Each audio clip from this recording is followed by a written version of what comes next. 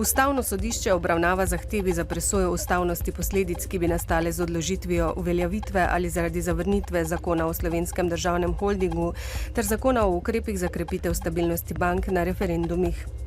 Obe zahtevi za presojo ustavnosti je Ustavnemu sodišču poslal Državni zbor na predlog koalicije.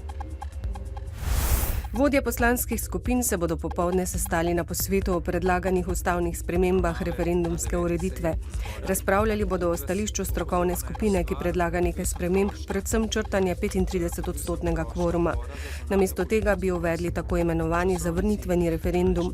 Zakon bi bil na referendumu zavrnjen le, če bi proti njemu glasovala vsaj četrtina vseh volivcev. Večina strank se v predlogu še ni izrekla, se pa strinjajo o potrebi po spremembah referendumske ureditve. Mediji poročajo, da je Višje sodišče potrdilo prvostopenjsko sodbo nekdanjemu stečajnemu upravitelju Tama Mirku Žagarju, njegovi hčerki Jasni Žagar in podjetniku Dušanu Pompetu. Žagar mora v zapor za 3 leta in pol, njegova hči je dobila 1 leto pogojne zaporne kazni s preizkusno dobo 3 let, Pompeta pa je sodišče oprostilo obtožb.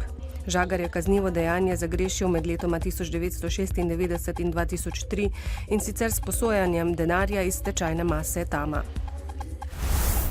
Nadzorni svet Radiotelevizije Slovenija je soglasno potrdil programsko-poslovni načrt za leto 2013, ki predvideva 120 milijonov evrov celotnih prihodkov, kar je 11,58 milijona evrov manj kot letos.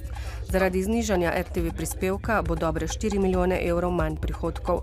Vodstvo RTV Slovenija pojasnjuje, da bodo zato najbolj okrnjene investicije, manj pa programske vsebine, predvsem tiste, ki nastajajo izključno na RTV Slovenija, vsebine za invalide in programi za narodne manjšine.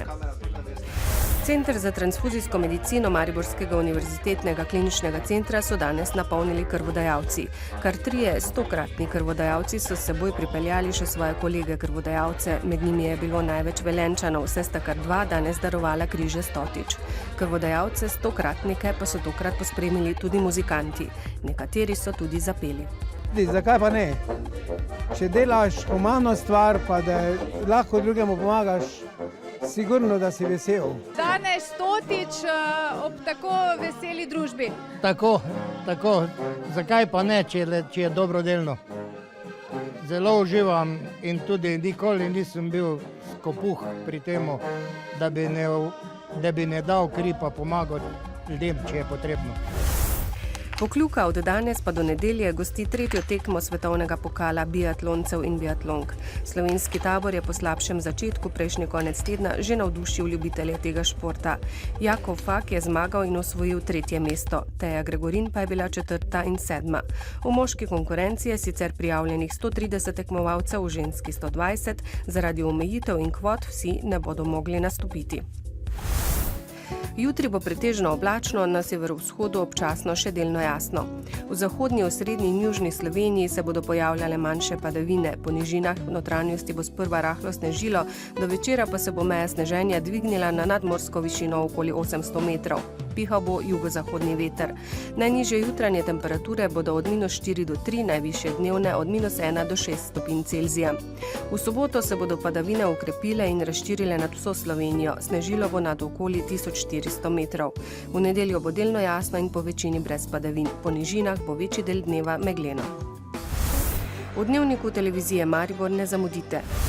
Znova smo se zbudili v mrzlo jutro, kako mraz vpliva na naš organizem.